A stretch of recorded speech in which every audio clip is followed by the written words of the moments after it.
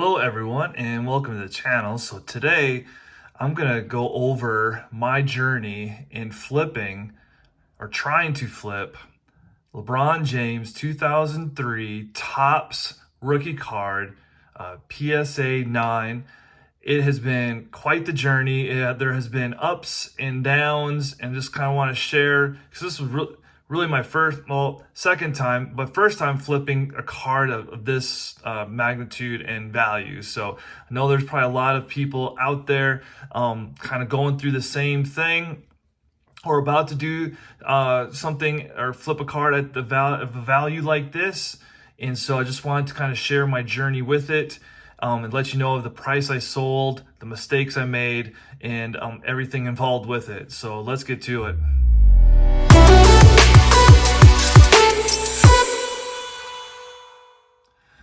So back in midsummer, I bought about 5 or 6 cards to flip. It's the first time I've actually ever bought cards for that sole purpose. I've sold cards before many times over the years, but I've never have sold or bought any cards for the sole purpose of flipping. I'm gonna put a link to right over here of the first card I flipped was a Giannis rookie card, and made about $100 in it, and the video goes over it. And so that was one of the cards I bought. The second card I bought was this LeBron James 2003 Topps rookie card. I bought it for $1,175, and all in with the taxes I paid, I had $1,260.19 invested in this card.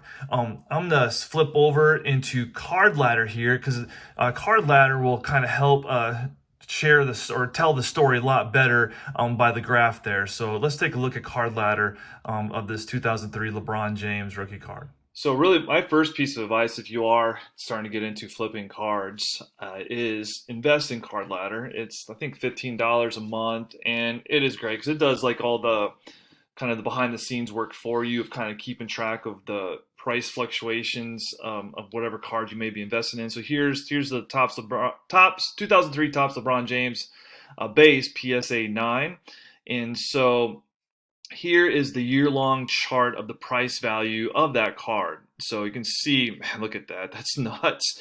So back at the end of January, beginning of January 2020, it was trading, maybe looked like around $200 range. And then you can start seeing how the gradual rise of it, some peaks, some valleys, peak there, and then for all of us who collect cards, and we all know about what happened this summer, and you can see the meteoric rise of this card. So I purchased this card on July 12th, so right in this range, right here, right about there. That might be my actual sale there, or me buying it right there. And so I bought it. Obviously, LeBron James, one of the greatest of all time, if not the greatest.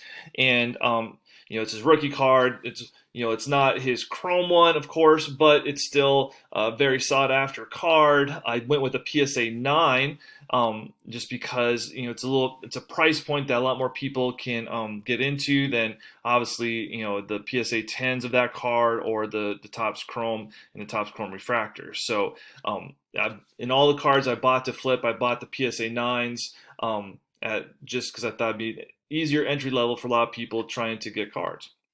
So anyways, bought the card. My goal when I bought it was I thought it'd probably hit 2,000, just the way those cards were last summer. And, the Lakers were looking great, obviously, and he was probably going to win his 4th championship. So in my head, I'm like, when it hits 2,000, I'm selling. So it did hit 2,000. But then I made a huge mistake. It was just greed, really. It hit 2,000. You can see it went above 2,000, and in my head, I was just thinking, man, this is going to hit 3,000. I mean, this is my first time flipping, and so I just got greedy. And I'm just like, I'm gonna wait till it hits It'll hit 3,000 when he hits the championship, right? And then you can see, it's still in that $2,000 range. In my head, I'm still thinking, I'm gonna wait till they win the championship, which was wrong of me. I should have sold it way before then. You can see there's some big dips there, still staying around 2,000, and then the bottom started falling out in the card. I had $1,260 invested in the card. And with eBay fees, like here it's still in the $1,500 range, but you take the eBay fees out, which is about 10%. That takes a $1,500 card down to $1,350. It's still, I'm not, almost $100 is still a good profit, but I was hoping to get a lot more. And then gosh, it dropped, and it got down to about $900. And hindsight now too, I should have probably bought another one then, but I didn't. But I wasn't too worried, I will say that about it, because of it's LeBron James. The Lakers were going to have a chance for a fifth championship, or LeBron would have a chance for a fifth championship.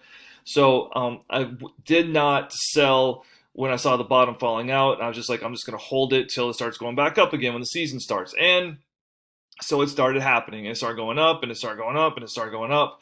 And then bam, someone bought one at about $2,500. And I don't think that is a realistic price. But most of the cards were starting to get priced between $1,800 and $2,000. So I'm going to finish off my story right now. So I ended up selling this card for $1,825, which I was super happy about.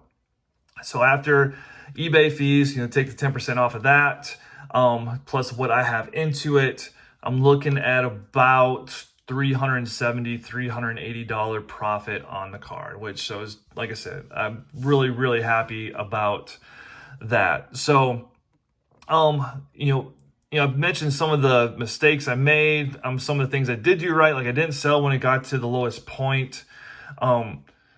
The emotional part of it, man, like it is crazy. Like even now, so I've sold the card, and I'm on Twitter and I see everyone talking about with shipping, especially over Christmas time, and packages being lost and packages being sent to other parts of the country that they shouldn't be being sent to, and so like even now I'm still worried, because like I want to make sure this gets to the person who bought it. I did message them and asked them if they had a shipping service that they preferred over the other. So I at least wanted to give them that option of picking the shipping service. But I'm still worried about I want to make sure this card gets there, but you never know with the way things are right now in the shipping services. So seeing the price bottom out, that was tough. But like I said, I picked LeBron because of being one of the legends, and so I wasn't worried at all about losing my money, but I wasn't sure when I'd get some of the money back. I did hear some good advice, with all the different podcasts I listened to. I think it was Lefko that I heard from one of his podcasts, and he was just saying you can't, I'm pretty sure it's him, that you can't time when a card's going to hit its peak, right? You can't, it's just almost impossible to time it when it's going to hit its most valuable point. And so it's just good to get it on when it's on the way up and be happy with what you get. And so really that's the best piece of advice, I can give is, it's hard not to get, I guess, kind of greedy when you see those prices rising and rising and rising. But you just never know. Honestly, this card probably will end up settling in, the $2,000 range, probably maybe higher, just because of being LeBron and, being one of the greats. But I'm going to try not to be, greedy about it and be happy with what I got. And the lessons learned in this were quite valuable. I still have a couple other cards I'm trying to flip, and we'll see how those goes. But hopefully you can take some nuggets of information from this video. When the bottom falls out, don't panic. Pick a number that you want to sell it at, kind of stick to that number, and then be happy with your profits, whatever profits you're able to make. So I'm gonna be getting this card off in the mail, and hopefully whoever bought this is happy with the sale and happy with the card. It's a beautiful card, and we'll see how my next few flips go. Hope everyone's doing good. Until next time, YouTube, be good. Go LeBron.